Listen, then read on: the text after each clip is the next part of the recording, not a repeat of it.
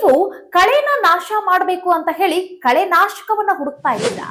ರಾಸಾಯನಿಕ ಕಳೆನಾಶಕವನ್ನ ಬಳಕೆ ಮಾಡಿ ಮಾಡಿ ಕೃಷಿ ಭೂಮಿಯನ್ನ ಹಾಳು ಮಾಡಿದ್ದ ಸಾಕು. ಈಗ ನೈಸರ್ಗಿಕ ಪದ್ಧತಿಯಲ್ಲಿ ಏನಾದ್ರೂ ಕಳೆನಾಶಕ ಸಿಗುತ್ತಾ? ಈ ಕಳೆಯನ್ನ ನಿರ್ವಹಣೆ ಮಾಡ್ಲಿಕ್ಕೆ ಯಾವ್ದಾದ್ರೂ ಒಂದು ಮನೆ ಮದ್ದು ಇದೆಯಾ ಅಂತ ಹೇಳಿ ಯೋಚನೆ ಮಾಡ್ತಿದ್ದೀರಾ. ಸೊ ಹಾಗಾದ್ರೆ ಈ ಮಾಹಿತಿ ನಿಮಗಾಗಿ. ಕಳೆನಾಶಕವನ್ನ ನೈಸರ್ಗಿಕ ಪದ್ಧತಿಯಲ್ಲಿ ಮನೆ ಮದ್ದಿನಿಂದಲೂ ಕೂಡ ನಾವು ಕಳೆಗಳನ್ನ ನಾಶ ಮಾಡಬಹುದು. ಸೊ ಹೀಗಾಗಿ ಈ ವಿಡಿಯೋನ ಅಂತ್ಯದವರೆಗೂ ನೋಡಿದ್ರೆ ನಿಮಗೆ ಕಳೆನಾಶಕವನ್ನ ಮನೆಯಲ್ಲೇ ಹೇಗೆ ತಯಾರಿಸಿ ಕಳೆಗಳನ್ನ ನಿಯಂತ್ರಣ ಮಾಡಬಹುದು ಅನ್ನೋದ್ರ ಸಂಕ್ಷಿಪ್ತ ಮಾಹಿತಿ ಸಿಗುತ್ತೆ. ಸೊ ಹೀಗಾಗಿ ವಿಡಿಯೋನ ಅಂತ್ಯದವರೆಗೂ ನೋಡಿ. ವಿಡಿಯೋ ಇಷ್ಟ ಆಗಿದ್ರೆ ಲೈಕ್, ಶೇರ್, ಕಾಮೆಂಟ್, ಸಬ್ಸ್ಕ್ರೈಬ್ ಮಾಡೋದನ್ನ ಮರಿಬೇಡಿ. ರೈತ ಬಾಂಧವರೇ, ಇವತ್ತು ಕಳೆ ಅಂತಂತಂದ್ರೆ ನಮ್ಮ ರೈತರಿಗೆ ಚಿಂತೆ. ಯಾಕೆ ಅಂತಂದ್ರೆ ಪ್ರಮುಖ ಬೆಳೆಗಳಿಗೆ ಈ ಕಳೆ ಗಿಡಗಳು ಏನ್ ಮಾಡುತ್ತೆ, ಹೊಡೆತ ಕೊಡುತ್ತೆ. ನೋಡಿ, ನಾವು ಪ್ರಮುಖ ಬೆಳೆಗಳಿಗೆ ಅವು ಚೆನ್ನಾಗಿ ಬೆಳೆದು ಇಳುವರಿಯನ್ನ ಕೊಡ್ಲಿ ಅನ್ನೋ ಒಂದು ಕಾರಣಕ್ಕಾಗಿ ಈ ರಾಸಾಯನಿಕ ಗೊಬ್ಬರಗಳನ್ನ ತಂದು ಸುರಿಯೋದಾಗಿರ್ಬೋದು, ಅಥವಾ ಈ ಮೆನ್ಯೂರ್ಗಳನ್ನ ಕೂಡ ತಂದು ಹಾಕೋದಾಗಿರ್ಬೋದು. ಹೀಗೆ ಪೋಷಕಾಂಶಗಳನ್ನ ತಂದು ಸುರಿದಿರ್ತಾರೆ. ಆದ್ರೆ ಈ ಕಳೆ ಗಿಡಗಳೇ ಹೆಚ್ಚಾಗಿ ಬೆಳೆದ್ಬಿಟ್ಟು ತೋಟದಲ್ಲಿ ಪ್ರಮುಖ ಬೆಳೆಗಳಿಗೆ ಜಾಗ ಇಲ್ದಂತಾಗ್ಬಿಟ್ಟಿದೆ. ಪ್ರಮುಖ ಬೆಳೆಗಳಿಗೆ ಬೇಕಾಗಿರುವಂತಹ ಪೋಷಕಾಂಶಗಳ ಕೊರತೆ ಎದುರಾಗ್ತಾ ಇದೆ. ಸೊ ಹೀಗಾಗಿ ಈ ಕಳೆ ಗಿಡಗಳ ಸಹವಾಸ ಬೇಡ ನಮಗೆ ಪ್ರಮುಖ ಬೆಳೆಗಳು ಚೆನ್ನಾಗಿ ಬೆಳಿಬೇಕು ಅಂತ ಹೇಳಿ ಯೋಚನೆ ಮಾಡ್ತಿದ್ದವ್ರಿಗೆ ಈ ಮಾಹಿತಿ ಸೂಕ್ತ. ನೋಡಿ, ನಾನು ಹಲವು ವಿಡಿಯೋಗಳಲ್ಲಿ ಹೇಳಿದ್ದೀನಿ, ಕಳೆಯನ್ನ ನಿಯಂತ್ರಣ ಮಾಡುವುದಕ್ಕಿಂತ ಅದನ್ನ ಉಪಯೋಗ ಮಾಡಿಕೊಳ್ಳುವಂತಹ ಜಾಣ್ಮೆಯನ್ನ ನೀವು ಕಲಿಲೇಬೇಕು. ನೋಡಿ, ಈ ಕಳೆ ಗಿಡಗಳು ಹೂವಾಗುವ ಪೂರ್ವದಲ್ಲಿ ನೀವು ಅದನ್ನ ಕಟಾವು ಮಾಡಿ ಕೃಷಿ ಭೂಮಿಗೆ ನೀವು ಮಲ್ಚ್ ಮಾಡಿಬಿಟ್ರೆ ಏನು ನಿಮ್ಮ ಪ್ರಮುಖ ಬೆಳೆಯಿಂದ ಈ ಒಂದು ಕಳೆ ಗಿಡಗಳು ಏನು ಪೋಷಕಾಂಶಗಳನ್ನ ತಿಂದು ಉಂಡು ಮಜಬೂತಾಗಿ ಬೆಳಿಲಿಕ್ಕೆ ಸಜ್ಜಾಗಿ ನಿಂತಿರ್ತಾವಲ್ಲ, ಆ ಎಲ್ಲ ಪೋಷಕಾಂಶಗಳು ತಿರುಗಿ ಮಣ್ಣಿಗೆ ಸೇರುತ್ತೆ. ಸೊ ಆಗ ಮಣ್ಣಿಗೆ ಸೇರಿರುವಂತಹ ಮಣ್ಣಲ್ಲಿ ಇರುವಂತಹ ಪೋಷಕಾಂಶ ಮತ್ತೆ ಪ್ರಮುಖ ಬೆಳೆಗಳಿಗೆ ಹೋಗುತ್ತೆ. ಸೊ ಹೀಗಾಗಿ ಹಸಿರಲ್ಲೇ ಗೊಬ್ಬರ ಆದಂಗೂ ಆಯ್ತು, ಮಣ್ಣಿನಲ್ಲಿ ತೇವಾಂಶ ಕಾಯ್ದುಕೊಂಡಂಗೂ ಆಯ್ತು, ಹಾಗೆ ಮಣ್ಣಿಗೆ ಹಸಿರಿನ ಹೊದಿಕೆ ಮಾಡಿದಂಗೂ ಕೂಡ ಆಗುತ್ತೆ. ಇದು ನಾವು ಕಳೆಯಿಂದ ಯಾವ ರೀತಿಯಾಗಿ ಉಪಯೋಗವನ್ನ ಪಡೆದುಕೊಳ್ಬೇಕು ಅನ್ನೋದು.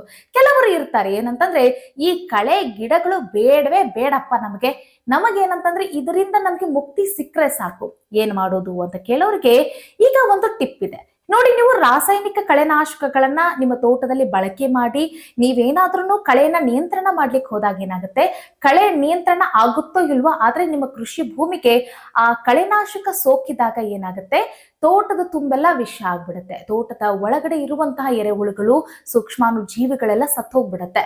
ಸೊ ಹೀಗಾಗಿ ಮಣ್ಣು ಅಫಲವತ್ತತೆ ಆಗುತ್ತೆ. ಹೀಗಾಗಿ ಕೆಲ ರೈತರು ಏನ್ ಕೇಳ್ತಿದ್ದಾರೆ ಅಂತಂದ್ರೆ, ನೈಸರ್ಗಿಕವಾಗಿ ಕಳೆ ನಾಶಕವನ್ನ ತಯಾರು ಮಾಡೋದು ಹೇಗೆ ನೋಡ್ತಾ ಹೋಗೋಣ. ಕಳೆನಾಶಕವನ್ನ ನೈಸರ್ಗಿಕವಾಗಿ ₹1 ಖರ್ಚೆ ಇಲ್ಲದೆ ಹೆಂಗ್ ಮಾಡೋದು ನೋಡೋಣ. ರೈತ ಬಾಂಧವರೇ, ಒಂದು ಬ್ಯಾರಲ್ ಅನ್ನ ತೆಗೆದುಕೊಳ್ಳಿ, ಅದಕ್ಕೆ 20 ಲೀಟರ್ ನೀರನ್ನ ಸುರಿಯಿರಿ. ನಂತರ ನೀವು 10 ಲೀಟರ್ನ ಗೋಮೂತ್ರವನ್ನ ಹಾಕ್ಬೇಕಾಗತ್ತೆ. ತದನಂತರ 2 kg ಈ ಎಕ್ಕ ಗಿಡದ ಎಲೆಗಳನ್ನ ಚೆನ್ನಾಗಿ ನೀವು ರುಬ್ಕೊಳ್ಬೇಕಾಗತ್ತೆ. ರುಬ್ಬಿದ ಈ ಪೇಸ್ಟ್ ನ ನೀವು ಬ್ಯಾರಲ್ ಒಳಗಡೆ ಹಾಕ್ಬೇಕಾಗತ್ತೆ. ತದನಂತರ ಅರ್ಧ kgಯಷ್ಟು ಸುಣ್ಣವನ್ನು ಕೂಡ ನೀವು ಈ ಬ್ಯಾರಲ್ಗೆ ಹಾಕ್ಬೇಕಾಗತ್ತೆ. ಅಂತಂದ್ರೆ ಏನ್ ಮಿಶ್ರಣ ಇದೆಯಲ್ಲ ಅದಕ್ಕೆ ಹಾಕ್ಬೇಕಾಗತ್ತೆ. ತದನಂತರ ನೀವು 2 kg ಹರಳುಪ್ಪು, ನೋಡಿ ಈ ಸಾಮಾನ್ಯ ಉಪ್ಪಲ್ಲ, ಹರಳುಪ್ಪು ಇರುತ್ತಲ್ಲ, ಆ ಹರಳುಪ್ಪನ್ನ ಕೂಡ ನೀವು ತೆಗೆದುಕೊಂಡು ಈ ಮಿಶ್ರಣಕ್ಕೆ ಹಾಕ್ಬೇಕಾಗತ್ತೆ. ನೋಡಿ, ಗಡಿಯಾರದ ಮುಳ್ಳು ಹೆಂಗೆ ತಿರುಗುತ್ತಲ್ಲ ಅದೇ ರೀತಿಯಾಗಿ ಒಂದು ಕೋಲಿನ ಸಹಾಯದಿಂದ ಈ ಮಿಶ್ರಣವನ್ನ ಚೆನ್ನಾಗಿ ನೀವು ತಿರುಗಿಸ್ಬೇಕಾಗತ್ತೆ. ತಿರುಗಿಸಿದ ನಂತರ ಒಂದು ನೆರಳಿನ ಪ್ರದೇಶದಲ್ಲಿ ಈ ಮಿಶ್ರಣವನ್ನ, ಈ ದ್ರಾವಣ ಏನಿರುತ್ತಲ್ಲ ಸಜ್ಜು ಮಾಡಿದಿರಲ್ಲ, ಸೊ ಈ ಕಳೆನಾಶಕವನ್ನ ತೆಗೆದುಕೊಂಡು ಹೋಗಿ ಆ ಬ್ಯಾರಲ್ ಅನ್ನ ನೀವು ಅಲ್ಲೋಗಿಡಬೇಕಾಗತ್ತೆ ನೆರಳಿನ ಪ್ರದೇಶದಲ್ಲಿ. ತದನಂತರ ಕಳೆನಾಶಕ ತಯಾರಾಗ್ತಾ ಇರುವಂತ ಈ ಬ್ಯಾರಲ್ ಅನ್ನ ನೀವೇನ್ ಮಾಡ್ಬೇಕು, ಒಂದು ನೆರಳಿನ ಪ್ರದೇಶದಲ್ಲಿ ತೆಗೆದುಕೊಂಡು ಹೋಗಿ ಇಡಿ. ತದನಂತರ ಆ ಬ್ಯಾರಲ್ಗೆ ಒಂದು ಗೋಣಿ ಚೀಲವನ್ನ ನೀವು ಮುಚ್ಚಬೇಕಾಗತ್ತೆ, ಬ್ಯಾರಲಿನ ಬಾಯನ್ನ ಮುಚ್ಚಬೇಕಾಗತ್ತೆ.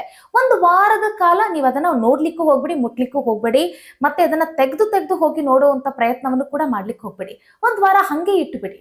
ತದನಂತರ ಒಂದು ವಾರ ಕಳೆದ ನಂತರ ಏನ್ ಮಾಡ್ಬೇಕಾಗತ್ತೆ, ಒಂದು ದೊಡ್ಡ ಸೈಜಿನ 2 ನಿಂಬೆ ಹಣ್ಣುಗಳನ್ನ, ನಿಂಬೆ ಹಣ್ಣಿನ ರಸವನ್ನ ಈ ಮಿಶ್ರಣಕ್ಕೆ ನೀವು ಹಾಕ್ಬೇಕಾಗತ್ತೆ.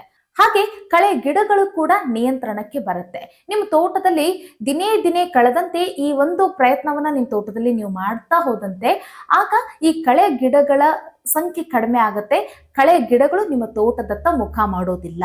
ಈ ರೀತಿಯಾಗಿ ನೀವು ನೈಸರ್ಗಿಕ ಕಳೆನಾಶಕ ದ್ರಾವಣವನ್ನ ನಿಮ್ಮ ತೋಟದ ಕಳೆ ಗಿಡಗಳ ಮೇಲೆ ನೀವು ಸಿಂಪಡಣೆಯನ್ನ ಮಾಡ್ತಾ ಹೋದಂತೆ ಇದನ್ನ ಒಂದು ಬಾರಿ ಮಾಡಿದ ತಕ್ಷಣ ರಿಸಲ್ಟ್ ಬಂದ್ಬಿಡುತ್ತೆ? ನೋ, ಬರೋದಿಲ್ಲ.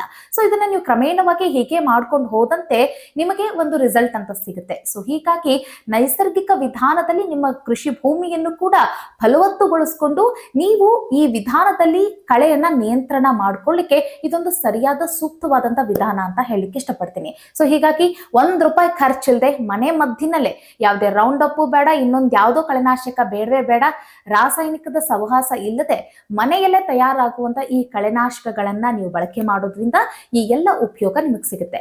ಇನ್ನೊಂದು ವಿಚಾರ, ಎಚ್ಚರ ವಹಿಸ್ಬೇಕಾಗತ್ತೆ. ಪ್ರಮುಖ ಬೆಳೆ ಏನಿರುತ್ತಲ್ಲ, ಪಕ್ಕಕ್ಕೊಂದು ಪ್ರಮುಖ ಬೆಳೆ ಇದ್ದೇ ಇರುತ್ತಲ್ಲ, ಆ ಬೆಳೆಗೆ ಸೋಕದಂತೆ ನೀವು ಎಚ್ಚರ ವಹಿಸ್ಬೇಕಾಗತ್ತೆ. ಸೊ ಇದು ನಾವು ಮನೆಯಲ್ಲಿ ನೈಸರ್ಗಿಕವಾಗಿ ಈ ಕಳೆನಾಶಕವನ್ನ ಹೆಂಗ್ ತಯಾರು ಮಾಡ್ಕೊಳ್ಬೇಕು, ಮತ್ತೆ ಅದನ್ನ ಹೇಗೆ ಉಪಯೋಗ ಮಾಡ್ಕೊಳ್ಬೇಕು, ಕಳೆ ಗಿಡಗಳನ್ನ ಹೆಂಗೆ ನಿಯಂತ್ರಣಕ್ಕೆ ತರಬೇಕು ಅನ್ನೋದರ ಸಂಕ್ಷಿಪ್ತ ಮಾಹಿತಿಯಾಗಿತ್ತು. ಇದರಲ್ಲಿ ಏನಾದ್ರೂ ಡೌಟ್ ಇದ್ರೆ ಅದನ್ನ ನೀವು ಕಾಮೆಂಟ್ ಮಾಡಿ ನನ್ನ ಜೊತೆ ನೀವು ಸಂವಾದ ಮಾಡ್ಬೋದು. ಅದಕ್ಕೆ ಸಾಧ್ಯ ಆದ್ರೆ ಅದನ್ನ ರಿಪ್ಲೈ ಮಾಡಿ ನಾನು ನಿಮಗೆ ಉತ್ತರ ಕೊಡೋ ಒಂದು ಪ್ರಯತ್ನವನ್ನ ಮಾಡ್ತೀನಿ ಅಂತ ಹೇಳ್ತಾ, ಮುಂದಿನ ವಿಡಿಯೋದಲ್ಲಿ ಮತ್ತೊಂದು ವಿಶೇಷ ವಿಚಾರದೊಂದಿಗೆ ಸಿಗೋಣ. ಅಲ್ಲಿವರೆಗೂ ಈ ಕಳೆನಾಶಕದ ವಿಡಿಯೋ, ಇದರ ಕುರಿತಾದಂತಹ ಮಾಹಿತಿ ಬಗ್ಗೆ ನಿಮ್ಗೆ ಏನ್ ಅನ್ನಿಸ್ತು ಅನ್ನೋದ್ರ ಬಗ್ಗೆ ಕಾಮೆಂಟ್ ಮಾಡೋದನ್ನ ಮರಿಬೇಡಿ. ಸಿಗೋಣ. ನಮಸ್ಕಾರ.